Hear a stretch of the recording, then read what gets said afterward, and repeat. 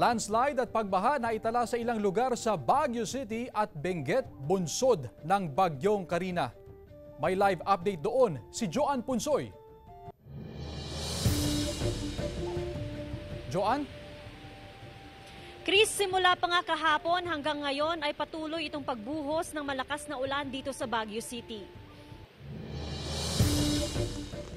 Gumuho ang lupa kahapon sa bahagi ng Purok Mill Site, Sitio Camp 6, Barangay 4, Tuba, Benguet dahil sa epekto ng ulan dulot ng Bagyong Carina. Nangangambang mga residente sa posibleng pagguho pa rin ng lupa dahil sa patuloy na pag-ulan. Delikado po talaga kasi lalakas po ng kalabog ng kwan dyan. Grounded po kami dito. Nagsasagawa ng clearing operations sa lugar ang DPWH Cordillera. Ang ilang motorista na na-stranded sa kabilang bahagi mula sa gumuhong bundok, ngayon palang umano nakaalis sa kanilang tirahan mula ng buksan ng kalsada matapos ang clearing operations.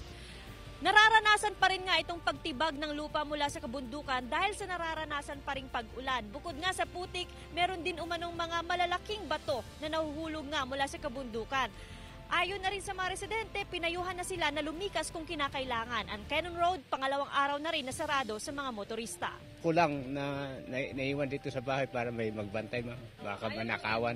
May ilan namang residente nang lumikas at nagtungo sa bahay ng kanilang mga kaanak. Dating nadadaanan ng pribado at pampublikong sasakyan ng Cannon Road pero sa ngayon sarado muna ito sa mga motorista. Samantala, sinuspinde rin ng Baguio City LGU ang klase ngayong araw sa lahat ng antas dahil sa sama ng panahon. Nakiusap din sila sa mga residente na iwasang magtapon ng basura para hindi bumara sa lagun at maging dahilan ng baha. Sinuspinde muna ng mga barangays yung dumping ng basura para lang siguraduhin na walang maaanod na basura at magiging cause ng flooding.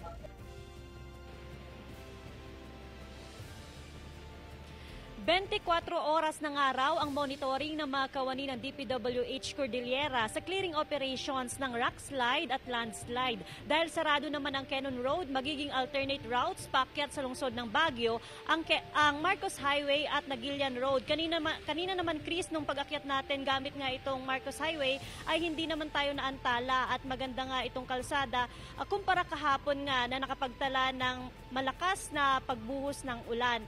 At hindi pa raw alam, Chris, kung hanggang kailan magiging sarado nga sa mga motorista ang Cannon Road. Maraming salamat, Joan Punsoy.